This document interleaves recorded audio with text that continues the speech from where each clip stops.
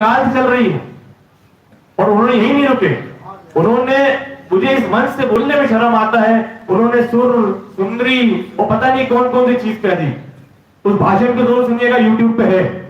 जब उनसे पूछा गया कि हमारी गौ माता है जो कट रही है, उसके विषय में क्या कहना चाहते, तो उन्होंने कहा कि आप कबड्डी के मैच का लुत्फ उठाइए। इस वक्त कबड्डी के मैच में मैं उस विषय पे बात नहीं करना चाहता हूं, बल्कि गाय हमारी माता है, हमें जब उसकी सेवा करने का मौका मिले हमें वो करना चाहिए। और अगर उसको बचाने के लिए हमें अपना भी सर कटाना पड़े तो ये हमें कटाना चाहिए। यही हिंदू और यही हमारे कांग्रेस की भावना रहती है। लेकिन भारतीय जनता पार्टी के लोगों की आपने भावना देख ली। मैं ज्यादा समय नहीं लूंगा, लेकिन ये संगठन की बैठक है, इसलिए संगठन के विषय में मैं चर्चा करना चाहूंगा। उस दिन की बैठक में मैंने यही कहा था, मोबाइल में थोड़ा सा आपसे चाहूंगा, निवेदन है कि ये हमारे संगठन की बैठक है, इसलिए मोबाइल का हम उसको उपयोग ना करें। धन्यवाद, माफी चाहूंगा, बुरा नहीं मानिएगा, है ना। इसीलिए मैं एक चीज कहूंगा कि हमारे संगठन में हमने बहुत सारे पद दे रखे हैं, वो सभी लोग ईमानदारी से काम भी कर रहे हैं। लेकिन जिला अध्यक्ष जी एक होते हैं, उपाध्यक्ष 4-5 होते हैं, महामंत्री भी 7-8 होते हैं, सचिव भी 8-10 होते हैं, लेकिन अभी तक हमने उनको जिम्मेदारी नहीं बांट रखी। इसलिए मैं एक छोटा सा सुझाव ओझा जी से कहूंगा कि मेरी एक व्यक्ति थी, निवेदन था कि जितने भी हमारे पदाधिकारी हैं, चाहे वो जिला स्तर के हो, चाहे वो ब्लॉक स्तर के हो, चाहे वो मंडल स्तर के हो, उनको जिम्मेदारी बांटनी चाहिए। जैसे कि जो हमारे जिले के उपाध्यक्ष हैं उनको हम एक मंडल का प्रभारी बना दें, जो हमारे ब्लॉक के उपाध्यक्ष हैं उनको हम एक सेक्टर का प्रभारी बना दें। इसी तरीके से हम संगठित होंगे और जिम्मेदारियों का चयन हो जाएगा, क्योंकि जब तक किसी की जिम्मेदारी तय नहीं होती, जब तक की मेहनत नहीं की जा सकती।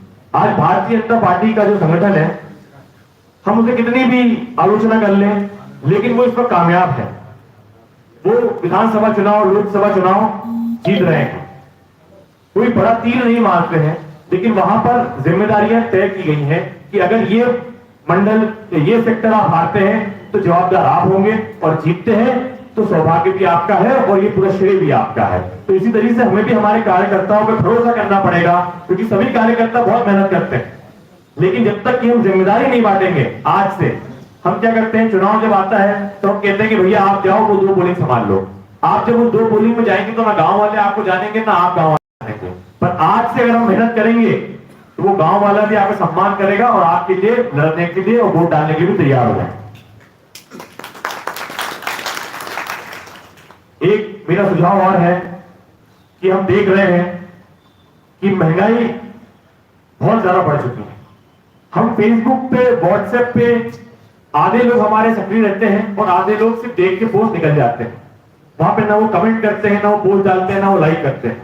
जो आधे लोग पोस्ट नहीं करते हैं, उन लोगों से मेरा हाथ जोड़ के निवेदन है कि जब भी कोई पार्टी की तारीफ करते हुए या भारतीय जनता पार्टी के विरोध में, महंगाई के उसमें कोई भी पोस्ट डाले, कोई भी कांग्रेस की हो सकता है वो अपने ग्रुप का हो ना हो, अपन उसको पसंद करते हो नहीं करते हो, लेकिन उस पोस्ट पे हम कमेंट करें और लाइक करें, इससे रीच बढ़ती है। और दूसरा मैं चाहूंगा कि हम सिर्फ फेसबुक और व्हाट्सएप तक सीमित ना रहें, क्योंकि महंगाई का जो असली असर है वो आप देखेंगे, जो टिमरनी में या सिराली में या खिड़किया में, जो हरदा में जो व्यापारी वर्ग है, उन पे महंगाई का उतना असर नहीं पड़ता है, क्योंकि वो अपना सामान खरीदते हैं, महंगाई बढ़ जाती है, वो कीमत बढ़ा देते हैं और आखिरी में वो किसान को और गरीब भाई को ही खरीदना पड़ता है, तो फर्क उसको पड़ता है। इसलिए आपने एक चीज और देखी होगी कि जनपद के तीनों अध्यक्ष कांग्रेस के बने, लेकिन नगर परिषद में तीनों जगह हम बहुत बुरी तरीके से हारे हैं। इस पर मंथन करने की जरूरत है। मैं सोच के निष्कर्ष पर निकला हूं और पहुंचा हूं कि कांग्रेस का वोट बैंक आज भी गांव में है और गांव की बाखल में है। इसीलिए हमको गांव की बाखलों को पकड़ना पड़ेगा।